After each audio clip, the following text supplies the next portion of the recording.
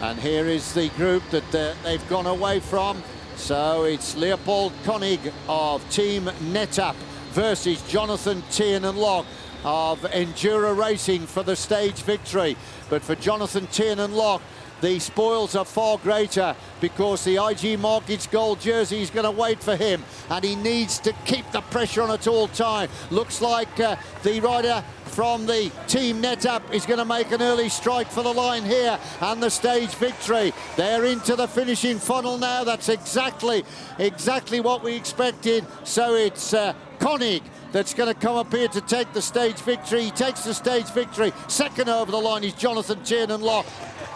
And there are the celebrations then for the stage winner, Leopold Koenig, who rides on the NetApp team. He's the arrival of the next group, and look at the sprint here. It's being led out by Nathan Haas, the Australian, who's on the Garmin Sharp team. He started the day in 4th place overall, and that bonus will be good enough to lift him into 3rd place. There's the winner of the stage, that's Leopold Koenig, and here they are. The IG Markets gold jersey holder is Leigh Howard, but he's going to surrender that now because Tiernan-Locke has done enough to become the new leader. King Leopold taking the win outside Caerphilly Castle. He jumped Tiernan-Locke, rode for home, and frankly, it was never in doubt. 2 seconds separated the first pair over the line, and there were 10 riders in the chase group, led home 19 seconds down by Garmin's Nathan Haas. Damiano Caruso in 4th, with Luke Rowe behind him in 5th. A good ride, by the way, from Great Britain's Simon Yates to finish in 8th. Yeah, before the race I already targeted this stage and I wanted to focus for that because it suited me well. And after the first stage I was already out from the GC contention, so I'm really happy that I won a stage and that was targeted.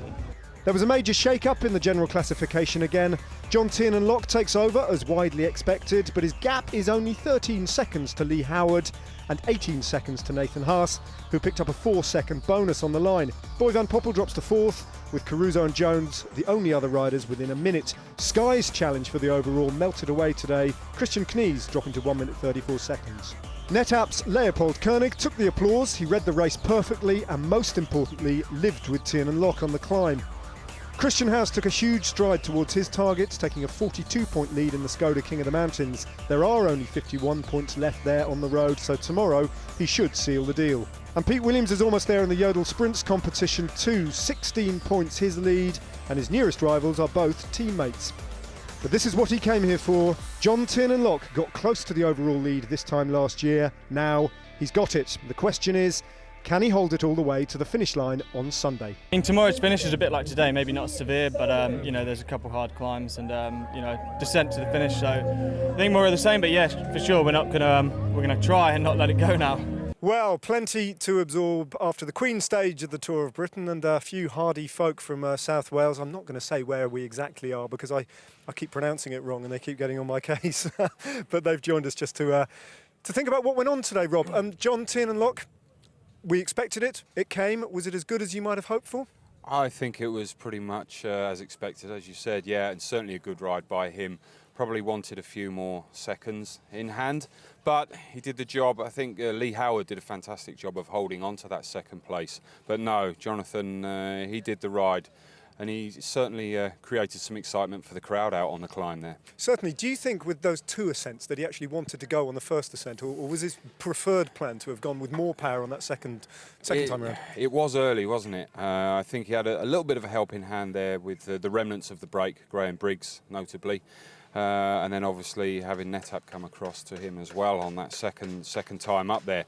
But yeah, he just worked it out on the road. And it did work out for him. No, it was a great ride there by Endura Racing. Indeed, and he's identified Nathan Haas now from Team Garmin as his most credible rival. That how you see it as well? Oh, I think so at the moment. There's still a few riders there. Caruso also from Liquigas, obviously Van Basso looking after him. So tomorrow a good day for him. Probably on Sunday not so much. But Leigh Howard, he's still there, and there's still time bonuses out on the road. And just finally, Luke Rowe, what about his brother's contribution today? Well, he was probably one of the best views actually for a lot of people up on the climb there.